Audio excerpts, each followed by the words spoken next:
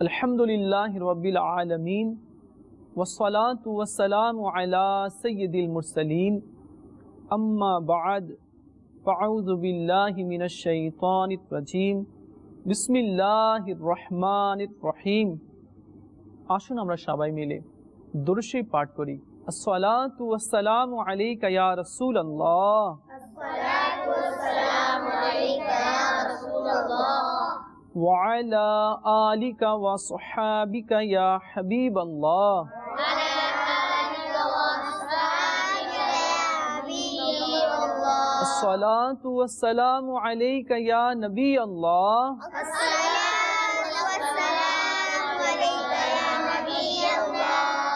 وعلى آلك وصحابك يا نور الله।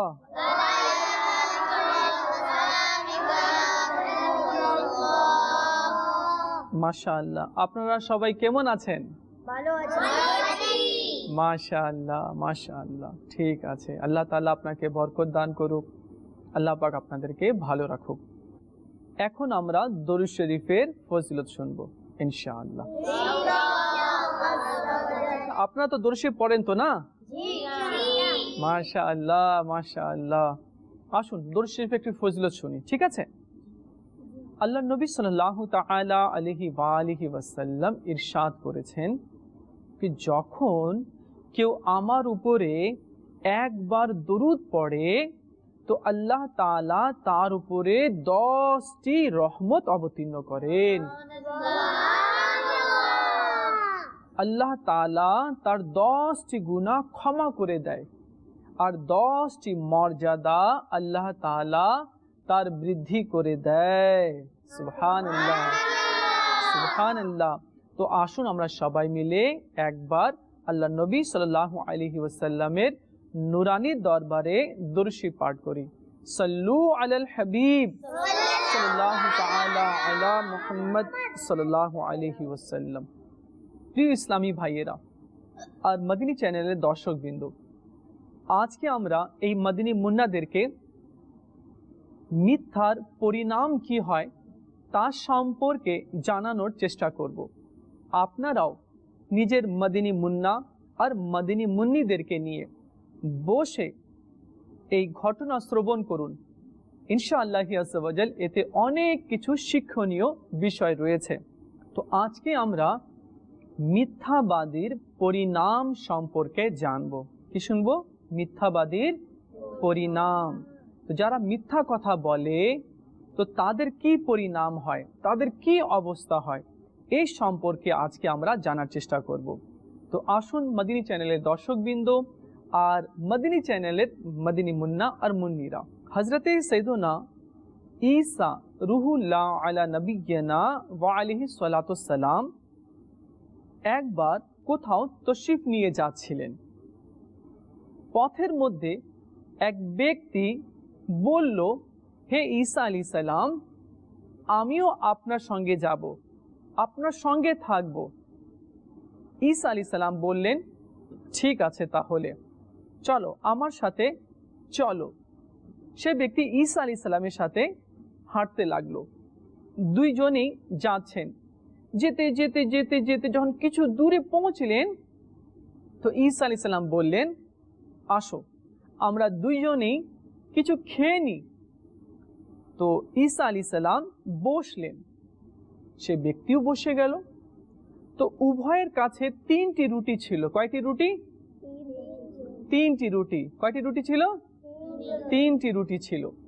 ঈসা আলাইহিস সালাম কি করলেন? একটা রুটি সেই ব্যক্তিকে দিলেন, নাও তুমি খেয়ে নাও।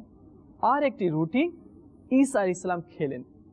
যখন উভয় এক একটি রুটি খেয়ে নিলেন তখন ঈসা আলাইহিস সালাম বললেন, আমি আসছি পানি পান করে, তুমি এখানেই থাকো।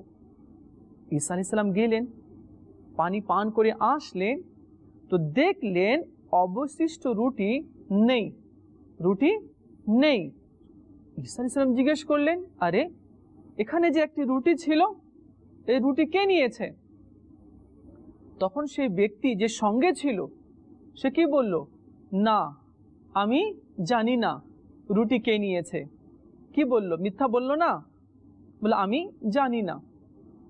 ঈসা আলাইহিস সালাম বললেন, ঠিক আছে, তুমি যখন জানোই না, চলো আরো কিছু দূর এগিয়ে যাই। ঈসা আলাইহিস সালাম আর সেই ব্যক্তি উভয় আবার হাঁটতে হাঁটতে হাঁটতে অনেক দূর গেলেন, দেখলেন বিশাল বড় একটি নদী। তো ঈসা আলাইহিস সালাম বললেন কি আমাদেরকে ও পারে যেতে হবে, নৌকা নেই, মাঝি নেই, কিছু নেই। ঈসা আলাইহিস সালাম বললেন আমার হাত ধরো। সে ব্যক্তি হাত ধরলো আর পানির উপরে হেঁটে হেঁটে হেঁটে হেঁটে হেঁটে হেঁটে বিশাল নদী ঈসা আলাইহিস সালাম পার করে গেলেন সেই ব্যক্তিকে নিয়ে।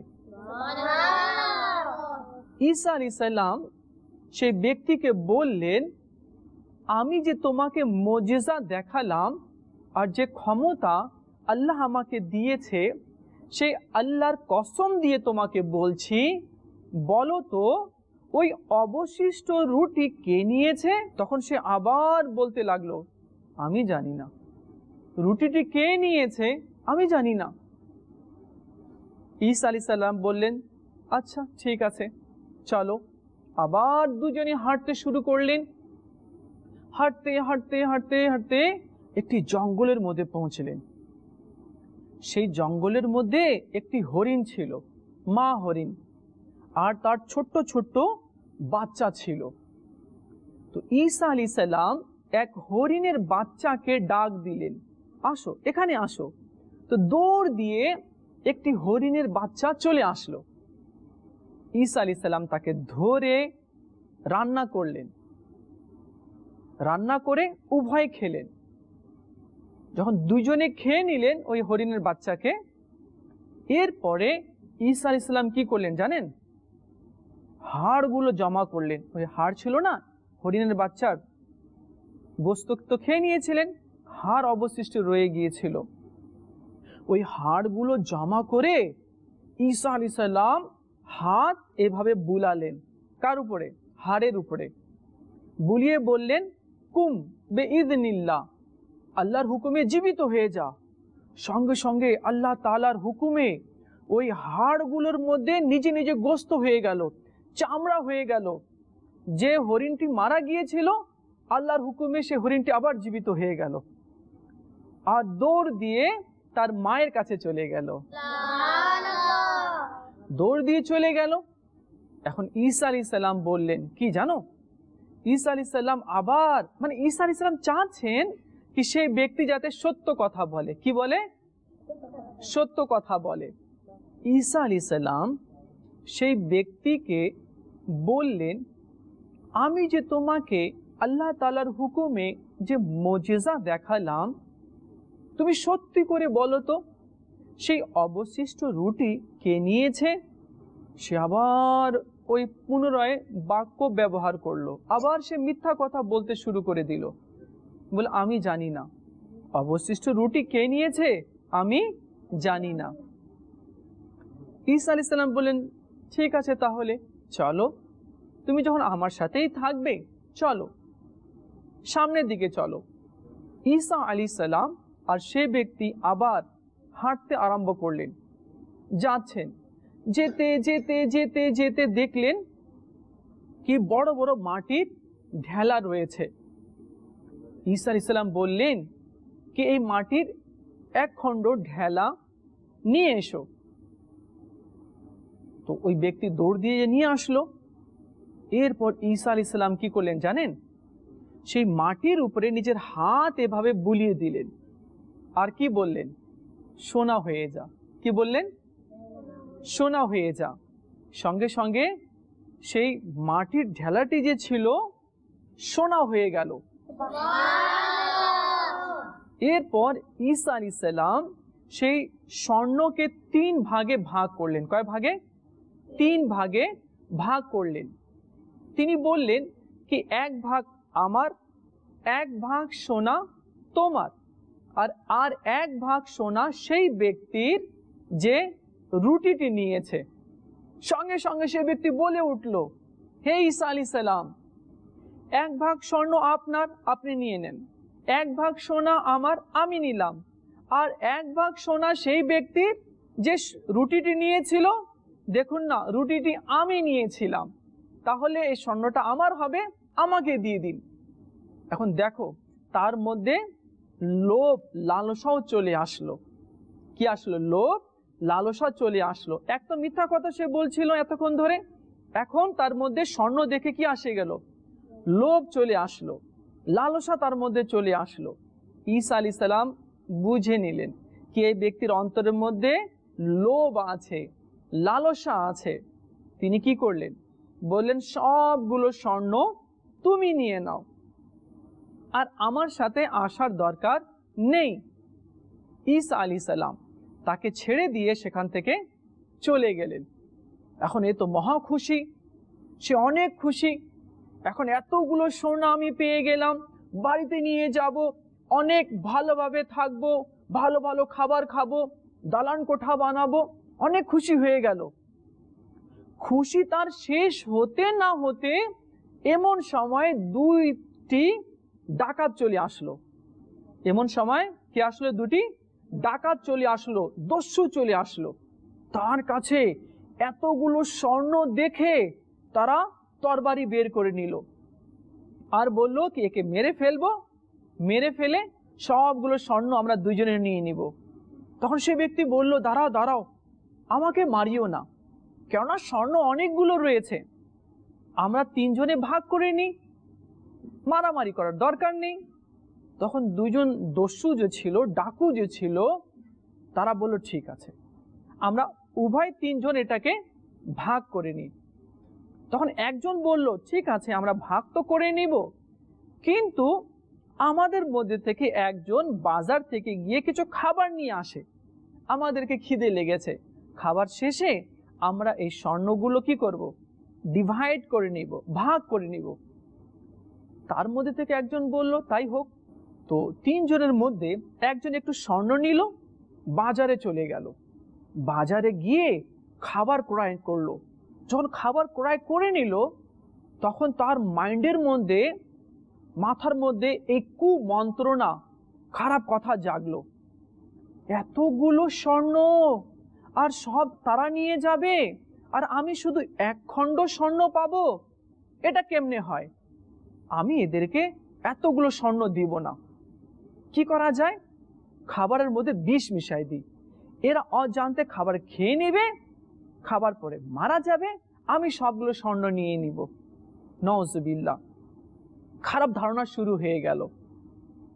সে তাই করলো, খাবারের মধ্যে বিষ মিশাই দিল, আর বিষ মিশিয়ে চলে আসছে খাবার নিয়ে। এইদিকে দুইজন যে ছিল তারা কি করলো? তারাও নিজেদের মধ্যে পরামর্শ করলো কি দেখো, ওই ব্যক্তি খাবার নিতে গিয়েছে, এতগুলো স্বর্ণ, তাকে যদি মেরে দিই তোগুলো স্বর্ণ আমরা দুইজনেই ভাগ করে নিতে পারবো। তারাও এই খারাপ ধারণাকে বাস্তবায়ন করতে লাগলো। নাউজুবিল্লাহ, খারাপ তো খারাপই হয়।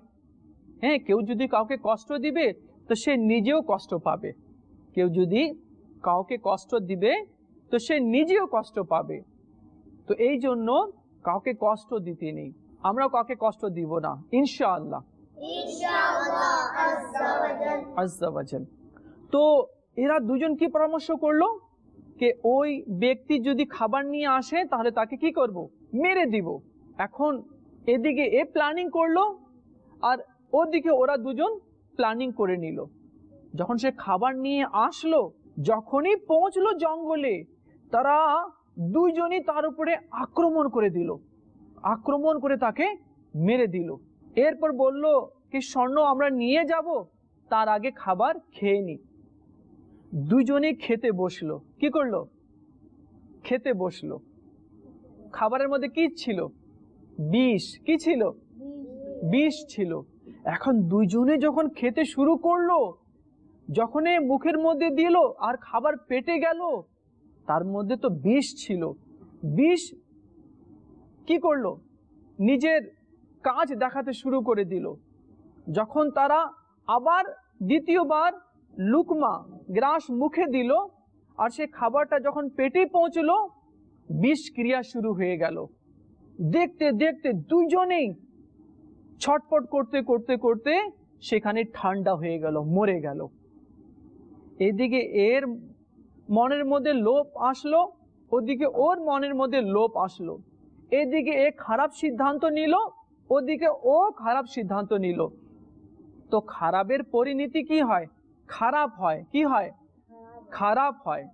তো তিনজনের লাশ মাটিতে পড়ে রয়েছে আর পাশে স্বর্ণ পড়ে রয়েছে। ঈসা আলাইহিস সালাম কিছুক্ষণ পর নিজের সঙ্গীদেরকে নিয়ে ওই রাস্তা দিয়ে ফিরলেন। তো দেখলেন অনেকগুলো স্বর্ণ পড়ে রয়েছে আর তিনটা লাশ পড়ে রয়েছে। তো লোকেরা বলল, হুজুর, এই এতগুলো স্বর্ণ আর তিনটা লাশ পড়ে রয়েছে, এর রহস্য কি? আপনি একটু বলুন। তো ঈসা আলাইহিস সালাম বললেন কি এগুলো সব লোভের কারণে আর মিথ্যা বলার কারণে আর দুনিয়াকে ভালোবাসার কারণে তাদের আজকে এই পরিণতি হয়েছে।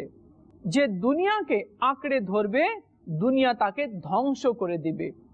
তো প্রিয় মদিনী মুন্না আর মদিনী মুন্নিরা, আমাদের উচিত যাতে করে আমরা মিথ্যা না বলি। এই ঘটনা থেকে অনেকগুলো আমরা মদিনী ফুল পেতে পারি, অনেকগুলো বিষয় আমরা জানতে পারি। কে কখনো মিথ্যা বলা যাবে না, কাউকে ধোঁকা দেওয়া যাবে না, আর কারো ব্যাপারে খারাপ চিন্তা ভাবনাও করা যাবে না, আর কাউকে কষ্ট দেওয়া যাবে না। কারণ আমরা শুনলাম কেউ যদি কাউকে কষ্ট দেয় তো সে নিজেই কষ্ট পাবে, সে নিজেই কষ্ট পাবে। তো আমরাও মাদ্রাসার মধ্যে, ঘরের মধ্যে কাউকে কষ্ট দিব না। ঠিক আছে? আমরা যখন মাদ্রাসায় যাব পড়ার জন্য, তো কোনো বাচ্চা যদি আসে, আপনার বন্ধু যদি আসে পড়তে, তো তাকে কি কষ্ট দিব না, তার কোনো জিনিস আমরা আত্মসাৎ করব না, তার কোনো জিনিস আমরা লুকিয়ে নিব না, ইনশাআল্লাহ আজ্জাওয়াজাল, ইনশাআল্লাহ। আচ্ছা, আরেকটি কথা আছে, আরেকটি কথা হচ্ছে এই যে মনে করুন কি আপনি মাদ্রাসায় আসেন পড়ার জন্য, আপনার এক বন্ধু আসলো, ও খাবার আনেনি, সে খাবার আনেনি, তো আপনি কি করবেন? নিজের খাবার তাকে দিয়ে দিবেন, না হলে দুইজনে উভয় মিলে খাবার খেয়ে নেবেন। ঠিক আছে ইনশাআল্লাহ? কেননা যে কাউকে যদি কোনো কিছু খাওয়িয়ে দেয় তো আল্লাহ তাআলা তাকে নেকি দান করে, আল্লাহ তাকে পুণ্য দান করে, আর আল্লাহ তাআলা তাকে সওয়াব দান করে। মাদ্রাসা থেকে পড়ে যখন বাড়িতে যাবেন, মা যদি কিছু বলে কাজ করতে, তাহলে আপনি সেই কাজ করে দিবেন। মা যদি পড়তে বলে তো বই নিয়ে বসে যাবেন পড়তে। তো যখন আমরা বাড়িতে যাব, বাড়িতে যদি ছোট্ট ভাই আছে না, ছোট বোন আছে, তো ছোট্ট ভাই বোনকে আমরা কষ্ট দিব না, তাকে মারবো না, আর তাদের জিনিসও আমরা নিব না। ঠিক আছে ইনশাআল্লাহ? ইনশাআল্লাহ আজ্জাওয়াজাল। আপনার আম্মু যদি আপনাকে কোনো কিছু খেতে দেয়, তাহলে ছোট্ট ভাইকেও দিতে হবে, ঘরে যদি ছোট্ট বোন থাকে তাকেও দিতে হবে। আমরা দিব তো না? ইনশাআল্লাহ। তো মিলেমিশে বাড়িতে থাকতে হবে। ঠিক আছে? কষ্ট দেওয়া যাবে না ছোট্ট বোনকে। বোনকে কি করতে হবে? আদর করতে হবে। কি করতে হবে? আদর করতে হবে। ঠিক আছে ইনশাআল্লাহ? ইনশাআল্লাহ আজ্জাওয়াজাল। আল্লাহ তাআলা আমাদেরকে বুঝার তৌফিক দান করুক। তো আজকে আমরা বুঝতে পারলাম যে মিথ্যার পরিণতি কি হয়। সে ব্যক্তি মিথ্যা বলেছে, যার কারণে তার এই অবস্থা হয়েছে। তো আমরাও কোনো ক্ষেত্রে কোনো বিষয় মিথ্যা বলবো না, আর নিজের ওস্তাদ সাহেবকেও আমরা মিথ্যা বলবো না। ঠিক আছে ইনশাআল্লাহ? ইনশাআল্লাহ আজ্জাওয়াজাল। আল্লাহ তাআলা আমাদেরকে আমল করার তৌফিক দান করুক আর ভালোভাবে থাকার তৌফিক দান করুক। আমরা দুষ্টামি করব না। ঠিক আছে? বাড়িতেও দুষ্টামি করব না, মাদ্রাসার মধ্যেও দুষ্টামি করব না, কাউকে মারবো না, কাউকে ধাক্কা দিব না। ঠিক আছে ইনশাআল্লাহ আজ্জাওয়াজাল। আল্লাহ তাআলা আমাদের সবাইকে বুঝার তৌফিক দান করুক আর ভালোভাবে চলার তৌফিক দান করুক। আচ্ছা, আজকে আমরা একটি সুন্নাত শিখব। কি শিখব? সুন্নাত শিখব। হ্যাঁ, যে ব্যক্তি সুন্নাতের উপরে আমল করবে আল্লাহ তাআলা তাকে শহীদের সওয়াব দান করবেন। তো আজকে আমরা নখ কাটার সুন্নাত শিখব, কি নখ কিভাবে কাটতে হবে। কেননা একটি সুন্নতে যে আমল করবে, কোন সুন্নত? ওই সুন্নত যে সুন্নতকে লোকেরা ভুলিয়ে দিয়েছে। আর ওই সুন্নতকে কেউ যদি জীবিত করে দেয় তো আল্লাহ তাআলা তাকে 100 শহীদের সওয়াব দান করবেন। তো আসুন আমরা সুন্নত শিখি। হ্যাঁ, তো যখনই নখ বড় হয়ে যাবে তো আমরা কি করব? কেটে নিব। কি করব? কেটে নিব। নেল কাটার আছে না, তো ওই নেল কাটার দিয়ে কেটে নিব। ঠিক আছে, ইনশাআল্লাহ আজ্জা ওয়া জাল। আচ্ছা, নখ কার কার বড় আছে এখানে? আচ্ছা, নখ সবারই ছোট আছে তো? দেখি তো, এভাবে করেন দেখি, এভাবে এভাবে।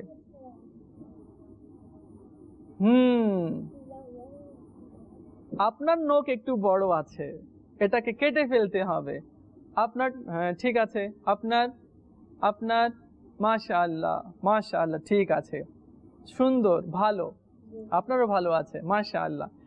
হ্যাঁ ঠিক আছে, তাহলে নখ বড় হলেই কি করতে হবে? কেটে নিতে হবে। যে ব্যক্তি জুমার দিনে নখ কেটে নেয় তো আল্লাহ তাআলা তার থেকে রোগ দূর করে দেয়, আর তার মধ্যে আল্লাহ তাআলা সুস্থতা দান করে দেয়, শিফা দান করে দেয় আল্লাহ তাআলা। তো আসুন আমরা নখ কাটার সুন্নত শিখে নিই।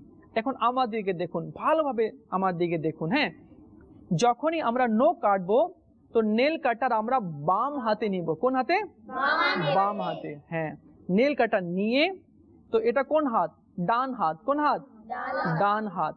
ডান হাতের এই বৃদ্ধ আঙ্গুলকে ছেড়ে দিয়ে প্রথমে আমরা এই শাহাদাত আঙ্গুলের নখ কাটবো। ঠিক আছে, কি পড়বো? বিসমিল্লাহির রহমানির রহিম। কি পাঠ করবো? সুবহানাল্লাহ। বিসমিল্লাহির রহমানির রহিম বলে এই আঙ্গুলের নখ কাটবো। ঠিক আছে, তারপরে এইটা তো কাটবো না, না, প্রথমে এইটা, তারপরে এই আঙ্গুলের নখ, তারপরে এই আঙ্গুলের নখ, তারপরে এই আঙ্গুলের নখ। ঠিক আছে, ডান হাতের এই বৃদ্ধ আঙ্গুল বাদ দিয়ে আমরা এখান থেকে শুরু করব, এই পর্যন্ত শেষ করব। কি পাঠ করব? বিসমিল্লাহির রহমানির রহিম। তাহলে এখান থেকে শুরু করে এখানে শেষ করলাম। ঠিক আছে, এরপরে কাটার আমরা ডান হাতে নিব। কোন হাতে? ডান হাতে নিব। ডান হাতে নিয়ে, এটা কোন হাত? বাম হাত। বাম হাত। বাম হাতের এই ছোট্ট আঙ্গুল আছে না, এই ছোট্ট আঙ্গুল, এই ছোট্ট আঙ্গুলের নখ কাটবো। ঠিক আছে, কি পাঠ করব? বিসমিল্লাহির রহমানির রহিম। এই আঙ্গুলের নখ কাটবো, তারপরে এই আঙ্গুল, তারপরে এই আঙ্গুল, তারপরে এই আঙ্গুল, তারপরে এই আঙ্গুল। আচ্ছা, আর কি রয়ে গেল? এই আঙ্গুল। হ্যাঁ, এরপরে শেষে আমরা বিসমিল্লাহির রহমানির রহিম বলে এই আঙ্গুলের নখ কি করব? কেটে নিব। এটা হচ্ছে সুন্নত তরিকা। হ্যাঁ, আমরা সবাই এভাবে কাটবো তো ইনশাআল্লাহ। ইনশাআল্লাহ আজ্জা ওয়া জাল। আচ্ছা আচ্ছা আচ্ছা, শোনো শোনো, এখন তো তোমরা তো শিখে গেলে, তাই না?